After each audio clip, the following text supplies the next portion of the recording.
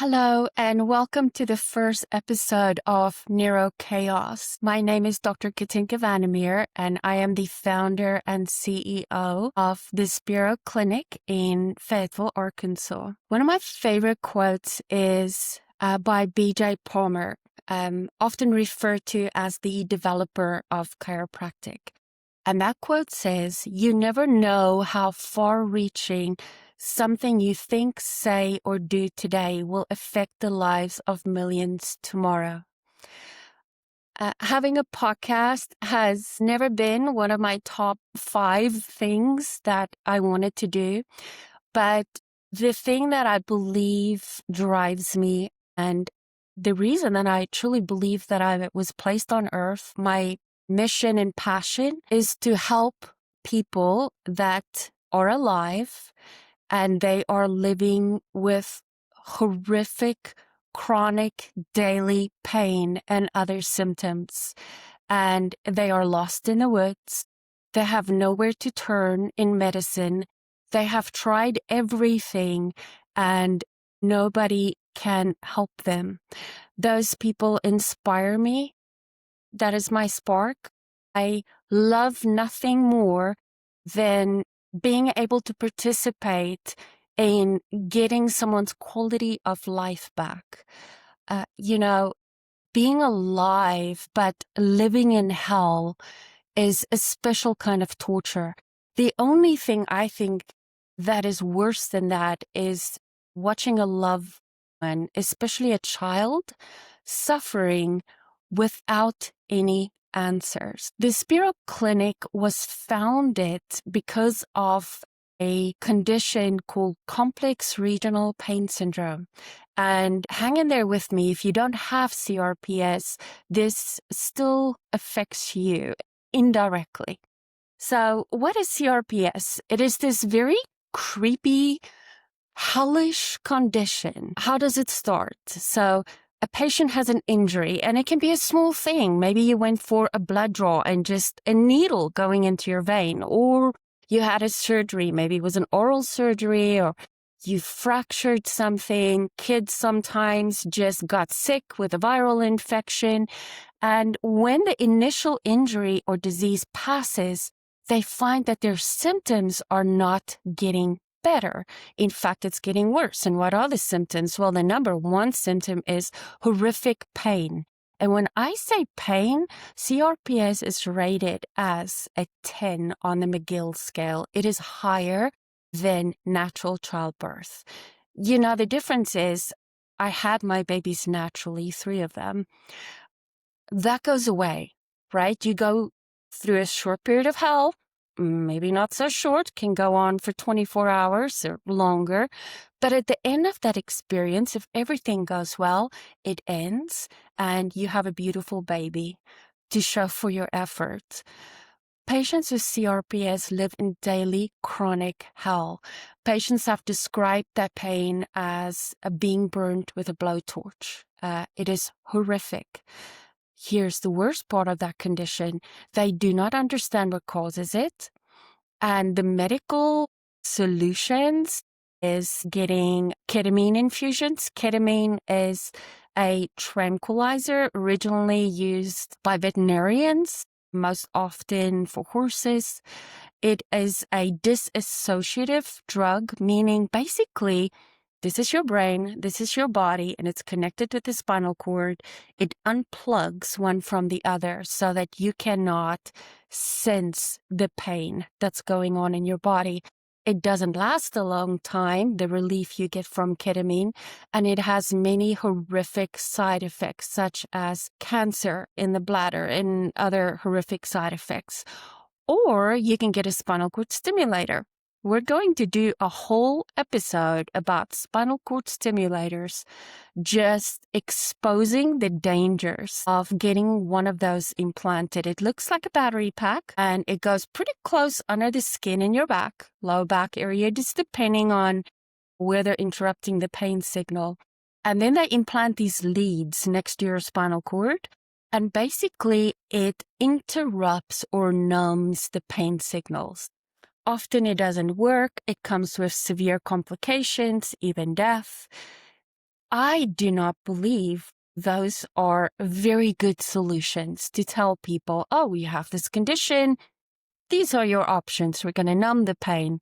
And that's kind of like how medicine goes, right? How can we numb it? Can we do surgery? What drugs can we give you to override this pain? So my background is that I am the daughter of a chiropractor. I grew up with it. My dad's life was saved by a chiropractor. He had life-altering allergies. He was allergic to everything and was quite sickly when he found chiropractic at the age of 7, or I should say my grandparents did. He had treatment and it saved his life, transformed his life. And so my dad was very grateful for what that profession did for him. I was raised with the belief that the body is a self-healing organism. In chiropractic, we have a saying that says, the power that made the body can heal the body. I know that not everyone listening to this podcast may be religious or believe in a God, but let's call it universal power. There's an intelligence that happens when you have a sperm and an egg that gets together, and then they fuse and it forms a single cell. That cell divides in two, and those two cells divide in two. And that usually happens weeks before mom even knows that she is carrying a baby. That is incredibly intelligent. What is that intelligence? Where does it come from? Is it limitless? And my answer is that is innate intelligence. It's the inborn magic, intelligence, call it what you will, computer program that runs our bodies. And we forget in medicine how smart that intelligence is. It does not need to be told what to do. It just needs to be able to flow. So let's get back to the chiropractic bit. I don't live under a rock. I know what a lot of people in the public think about chiropractors, right? We're kind of the step kids of all the doctors. I think we fall below dentists, as far as respect goes. And part of that is because chiropractic is a profession. We're not very good at getting our message out to the public. If I was at a cocktail party and I walked up to the first stranger and said, hey, what do chiropractors do? The person will probably say, oh, they crack your neck. If you have back pain or neck pain, you go see a chiropractor. Some chiropractors do that, yes. But what we ultimately do is we are students of the nervous system. We respect the nervous system. We understand the power of innate intelligence. And innate intelligence needs a vehicle to reach every single cell. And we know for sure that the nervous system is a big part of that vehicle. I don't think we understand quite yet how all the communication in the body works, but what I do know is that the nervous system is pivotal. So chiropractors believe that the nervous system has to flow above, down, and inside out, reaching every cell, the immune system, the lymphatic system, the digestive system, the reproductive system, all are controlled by that single system called the central nervous system. So, if you can make sure that that one system, the foundation of everything else in the human body, can do its job and communicate clearly, then the body can heal from the inside out. Doctors don't heal.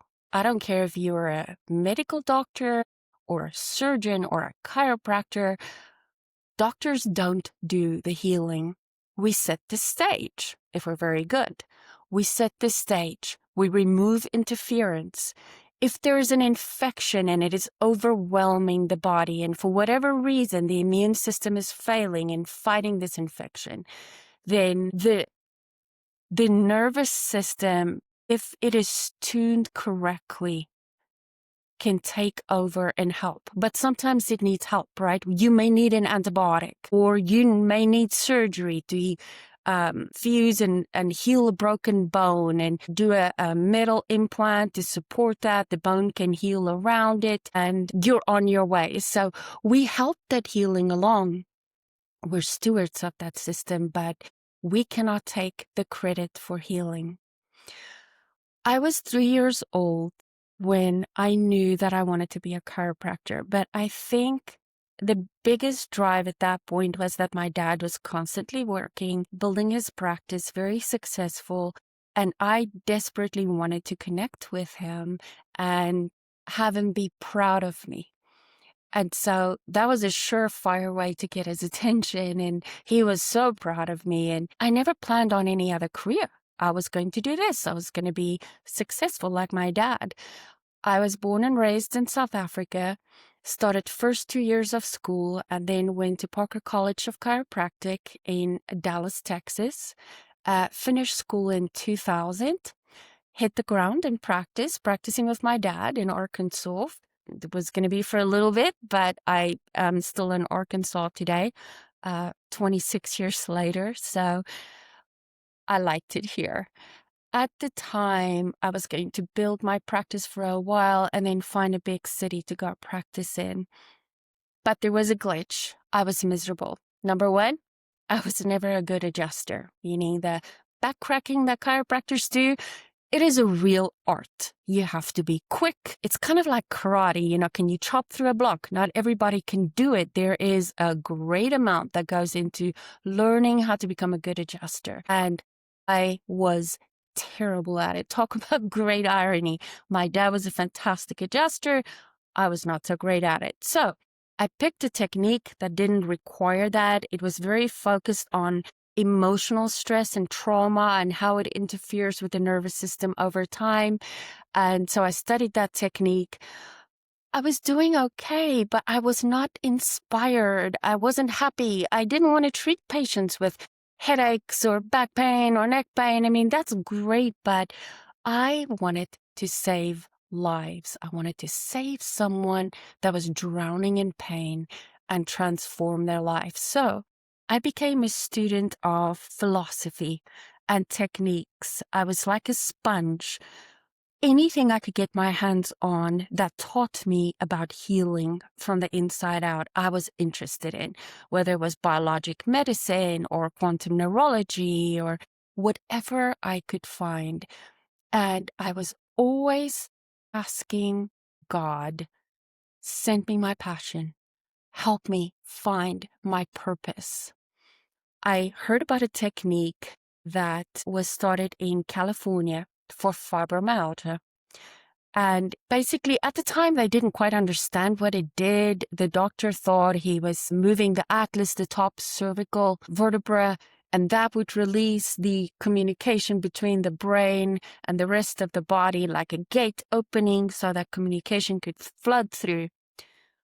What was so special about that technique was that they would hold 2 points up here in a very specific direction. And while you sat there, patients that have sometimes been in pain for decades would find that their pain would go from a 10 to a 0. It wouldn't hold. You would have to repeat it over and over many weeks for that to hold. But it was the beginning. I always call it a white crow moment. What do I mean by that? Well, most people, if you ask him, would say a crow is black. All crows are black. But guess what? You can find white crows, albino crows, if you will. It's kind of against nature, but they exist. And there was a Harvard professor that once said, you only have to see one white crow to know that not all crows are black. You only have to experience your chronic, constant pain dropping from a 10 or a 9 or a 8, whatever it is, to a 0, even if it is for a second, to know that it's possible to heal. That is a white crow moment. This technique intrigued me so much. It was, I think, $7,000. I didn't have it. I had to borrow it from my dad. I did that. studied that technique, and the gentleman teaching that technique said something very interesting. He said, there is a condition called RSD, reflex sympathetic dystrophy. It's the old name for CRPS, so complex regional pain syndrome. And he said, it's the worst condition I've ever seen. It's hell on earth. And this technique can help it. I came home and I really, really, really wanted to get my hands on an RSD CRPS patient. I was so intrigued. That is the kind of patient I wanted to help. One day, a guy came in with his wife. He had heard from a coworker that I was looking for an RSD patient. And it just so happened that the week before, Carlos's wife found him at the edge, about to commit suicide. Carlos was a police officer that became disabled because of CRPS. It had started in one body part, but quickly spread all over the body. It was horrific. It had affected his GI tract on the inside, so his insides felt like it was on fire, and anything that would cause movement to that, kind of stir things up, would make that pain worse. So in Carlos's case, the second he took a bite of any food or a sip of water, liquid, it would ignite this fire and he would just curl up in a ball for hours, screaming in agony. They had a 9-month-old baby, and he told his wife, I cannot live like this. I've seen all the doctors. I've seen the neurologists. I've seen the specialists. There's no hope for me. And his wife had such a fright. And she said, I need you to stay alive for Sean and our other children. Sean was their baby. If I find one more doctor, will you go see this doctor? And then if this doesn't work, I would say goodbye to you. I would let you go. I would tell our children that you did not have a choice. And Carlos said yes. I was that doctor. When they walked in, I was terrified. Be careful what you wish for, right? I remember doing the intake history, and Carlos was as white as a sheet, 60 pounds underweight, sitting with his head down, just down, hands in his lap, completely without hope. He was a human wreckage. All I had was vagus nerve stimulation, the technique I studied. Got him on the table, did the first treatment. His pain went from a 10, I don't think it was a 0, it dropped significantly. He left my clinic that night, and for the first time in many months, he felt hungry. He went to all-you-can-eat buffet, had a normal meal, not liquids, chewed his food, swallowed it, didn't have any pain. When he came in the next day, I saw a spark of hope that I've come to recognize in patients. He had his white crow moment. Carlos left my program 15 weeks later. This was back in 2010, I believe. So he's now been in remission from this condition, which is practically unheard of, especially back in those days. That was a hook, line, and sinker. I have found my passion. I was energized. I was excited. I was in love again with my profession, and I just wanted to see patients. Word of mouth traveled so quickly, and here in Arkansas, somebody that owned a support group, her name was Barbara Wall, found out about the work that I was doing, and she also suffered from CRPS. And so she came in, and I treated her, and she went into remission.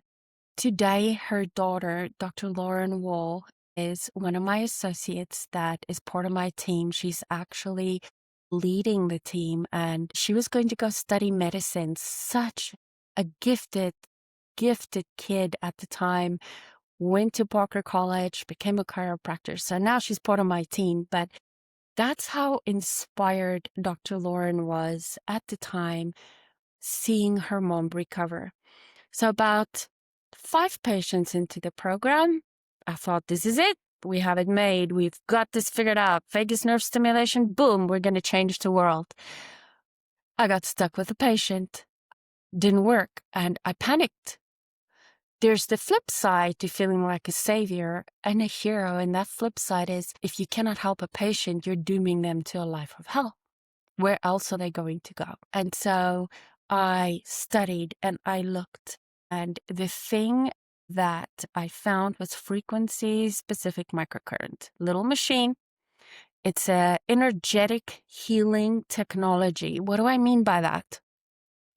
Your body is made up of tiny building blocks called cells. Every single organ in your body, every tissue is made up of very specific cells, specific to that organ or that area. And they're made up of protons, electrons, and neutrons, right? So now we're going to the subatomic level called quantum neurology.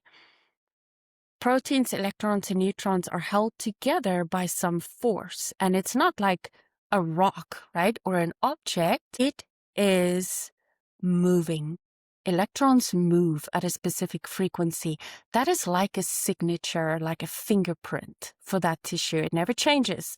That frequency is the same for every single person. So the frequency, let's say, of your aorta is going to be the same for every single person. So now it's like a code. If you tell a machine, go find this frequency, it knows to go to the aorta or whatever tissue you're targeting, the liver. And then the channel B, that's channel A. What tissue are we targeting? Channel B is what action do we want to happen in that tissue? Do we want to increase ATP, the fuel of the cells? Do we want to decrease inflammation? Do we want to increase the immune system's power? FSM came next, and the patient went into remission. Block by block, this is how I grew my program of neurologic rehabilitation, by getting stuck, by failing with patients, by looking for tools to turn that around, to break through the block, to get the patient into remission. So that was in 2010. Today, we're doing about 18 different techniques. Our base of the program, it's kind of like making chicken soup. If you look for chicken soup recipes on the internet, you're going to find so many different recipes. I'm no chef, but, some may have oregano in them, and some may have carrots, and other people want to add potatoes. Some are creamy, some are not. So you've got your chicken stock in almost, I think, it's pretty universal, but then you add different ingredients. And that's how my program works. We treat the worst of the worst cases in the world, and word of mouth has grown this clinic because of our incredible stories. When you see these stories on Facebook and the videos we post where a child has a feeding tube, they haven't said a word in 2 years, they have lost 50 pounds, and they're in a wheelchair in horrible body-wide neurologic pain, and medicine has just washed its hands off that patient. And then you see that patient turn around. It is one of the best things in the world. I know that there are millions of patients worldwide suffering from pain that cannot be figured out by medicine. Not just pain, other symptoms. There are so many symptoms that go along with this, and we're going to go through some of those symptoms, like functional neurologic disorder. But there are people who are suffering. A while back, a very close family member ended up in the hospital with a severe diverticulitis. So what happens is you have a pocket in the colon. The colon is kind of like a balloon with these bubbles, right? And sometimes food gets stuck and gets inflamed, and then you get an infection. And if it gets very severe, you can have a blowout, basically where it bursts. And then this bacteria enters the body. It can cause very severe infections and even death. And so this was a code red situation. My tools would be great after the fact, but we needed to get to a hospital. And I went through this process to a pretty good hospital here in Fayetteville, Arkansas. I can say the staff was really great. The hospital was good. But once you go into that system, it's like this puzzle where you're a rat in a maze and you're just going from point to point, being shuffled along by this system. Um, and it's so disconcerting. You know, you have all these doctors, and they have your medical notes, but if you're a patient that have all these different symptoms, you have a GI doctor and you've seen a neurologist and you have your general practitioner doctor, and you might end up with a radiologist. You just have all these different doctors and specialities all believing that we need to add something to the body to make it work correctly again. We need to add medicine. We need to give you pain medicine. We need to treat the chronic pain. Just numb it, cut it, come in from the outside and make this patient better. But that medical model in the USA and worldwide is failing. It is not the correct way to approach healing. So looping back around, I believe I'm a chiropractor for a reason. The difference between medical doctors and chiropractors, the main difference I would say, because chiropractors all use very many different techniques, is that chiropractors believe that the body is meant to be healthy without interference. We believe that the tool to getting back to health, the gateway, is through the central nervous system, healing the nervous system. In the brain and the spinal cord, in all the nerve roots and nerves, and in every single cell. That is the communication system in the body. Medical doctors believe that the body heals from the outside in, for the most part. And in order to do that, you do surgery, you can give antibiotics, you do medicine. Now, I want to be very clear. Medical doctors saved my family member that had diverticulitis. Medical doctors save millions of patients. In an emergency situation, you need a medical doctor. If I have a broken bone, I need a medical doctor. If I have an open gash, I need a medical doctor. If I was in a severe car accident, I need a medical doctor. I need the CT scans. I need the antibiotics. I need to be sewn up. Medicine fails when it tries to manage chronic pain. And that's where the power of the nervous system comes in. About 2 years ago, we had a patient's mom called, and she said, my son, Aiden, suffers from severe pediatric long COVID. At that point, I was aware of long COVID, or we had seen a few patients with it alongside CRPS, but I wasn't too familiar with how severe it could be. Aiden had so many conditions. I'm going to leave some of them out. He had such a famous case that he actually ended up in Time magazine. I think he was about 12 when he got long COVID, and it was almost instantaneous. Normal kid, very athletic, loved snow skiing and all sorts of sport, got long COVID, and in the blink of an eye, Aiden was incapacitated, had full body neurologic pain to the point where he slept in this special contraption at night. He couldn't just lay on a mattress because the pressure was so incredibly painful. He had non-epileptic seizures. He had postural orthostatic tachycardia syndrome, horrific daily pain, just hell on earth for this kid. They had lost him completely. He went to the Rainbow Babies program and he made progress. He did physical therapy and they did acupuncture, and then he hit a wall. And he wasn't near where he needed to be to get his life back. I mean, this kid thought, this is the rest of my life. And he told his parents, I'm never going to get better. You're going to have to take care of me until I die. And I'm not going to grow into an adult. I am too sick. So they were searching for anything and found out about Spiro Clinic. So they contacted us, or Aiden's parents did.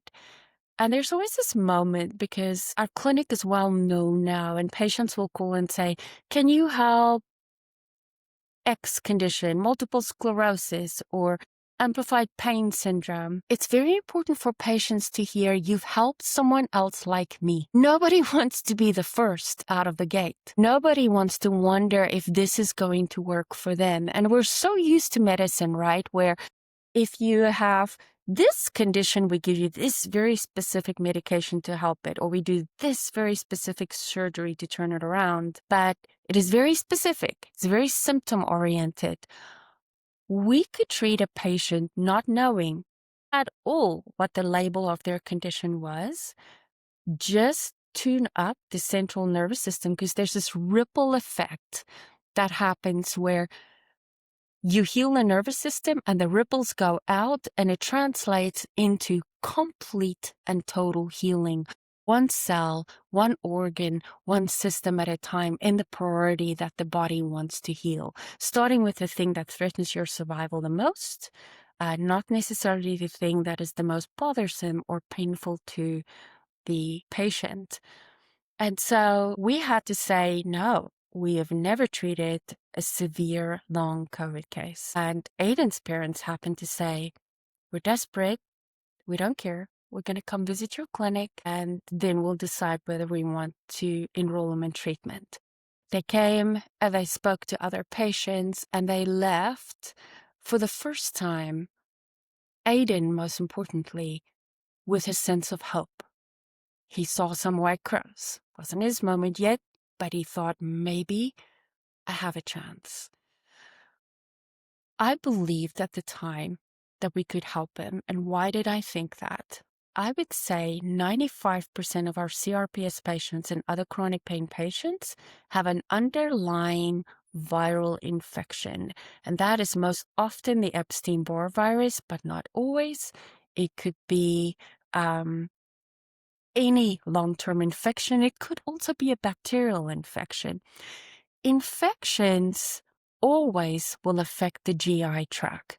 It hides. There are so many hidey holes in your GI tract where infections can hide in pockets from the immune system. And when you have an infection like that, you have a nerve coming from the brainstem to the GI tract. It goes many other places, like your heart. It controls the autonomic nervous system. And that nerve is called the vagus nerve. Vagus in Latin means wandering, the wandering nerve. If you look at it, it looks like tree roots, very intricate. And those roots touches almost everything in the abdomen, including the bladder. So when that nerve stops communicating, it has dire effects for the rest of the body, including GI dysfunction, severe pain. It affects the immune system. It controls inflammation in the body. So if that nerve gets infected with the virus, the signals it's sending out to the body just goes haywire. And you have this massive inflammation happening in the body, could translate to pain and other symptoms. And so we know that when you have viral or bacterial infections, viruses and bacteria will affect the vagus nerve. It uses the vagus nerve as a ladder to cross the blood-brain barrier and affect the brain itself. And then it starts this insidious process from the inside out where the nervous system is basically in chaos, hence the term neurochaos. So I thought, if he had a virus, whether it was man-made or occurred in nature, I believe that it didn't occur in nature, but COVID-19 can lead to this same process. And if I was right, our system would work for Aiden, and it did. And that was a huge aha moment. How many kids can we help? Often when we say long COVID to members of the public, they'll say, "Oh, long COVID, so you get really tired." No. Severe long COVID will take your life. You can end up in a wheelchair. Severe pain. malfunction of the immune system. The GI tract could completely shut down. So many of our long COVID cases come in with feeding tubes, especially pediatric long COVID cases. And the answer is not just physical therapy. The answer is not override the pain and let's teach this child to live with pain and try to have him not notice the pain day to day and function anyway. That's not the solution. Something happened. The nervous system malfunctioned and it has to be turned around. Based on that, I knew that that information had to reach the public. And I wrote a book called Neurochaos: How Long COVID Rewired the Brains of Our Children.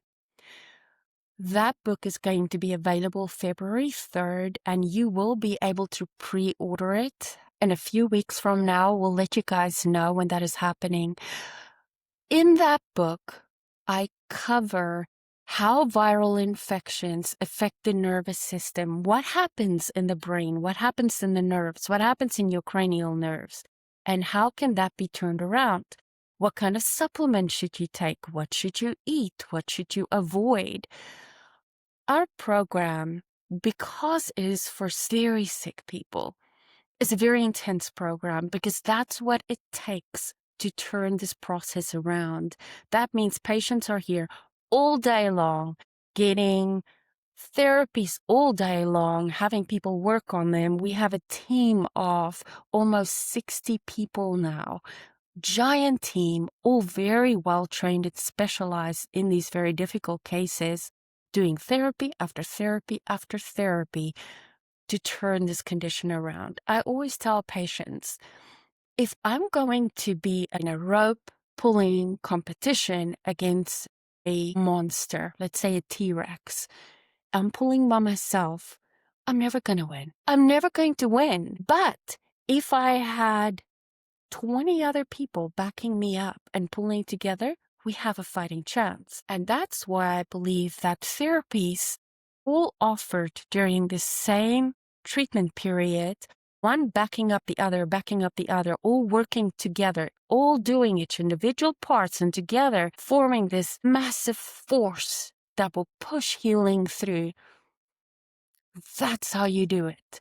Doing all of these things together. There is not, unfortunately, one single magic bullet or pill that can do it. And I don't think we're ever going to find that because that's not how the nervous system is wired. That's not how it heals. That's how you help patients. But I know that not everyone can come to my clinic for 14 or 15 weeks, 4 days a week, pay out of pocket for this program. It's expensive to offer this program with such a big staff and all the expensive technologies. And insurance just won't cover it, chooses not to cover it. So not everyone can come to my clinic. Neurochaos is also written for parents, for caretakers, for kiddos that can never come to Arkansas. I have a sample treatment plan in that book. If you are to tackle this on your own, I've given you all these tools in the book. Where do you start? Do you start with supplementation? Do you start with vagus nerve therapy? At what point is the body strong enough to be able to tolerate detoxification, which is a very important part of that step? I laid out a sample treatment program in that book for parents to know where to begin. So you have a guide. It may take a year. It may take longer than 3 months at the Spiro Clinic, but we can make progress. We can heal. So I am incredibly excited about that book and its launch date. And I'm excited about this podcast. Like I said, I didn't want to hear myself speak. I'm not interested in fame. I'm not interested in getting my name out there.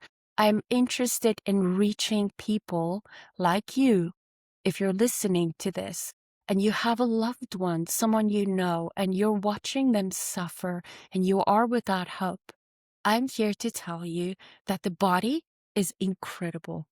There is so much you can do at home to start the healing process. And I am going to be your guide. I'm going to provide you with tools, with hope, with ideas, with the first step to take to make that healing happen, and to teach you about the nervous system and how incredible the human body is and how it can heal if it just has the right help. Thank you so much for listening. I'm so excited about spending time with you and getting to know you better and sharing all this exciting information with you and making a difference in your life and in the life of whomever you know that is suffering. Thank you for joining today.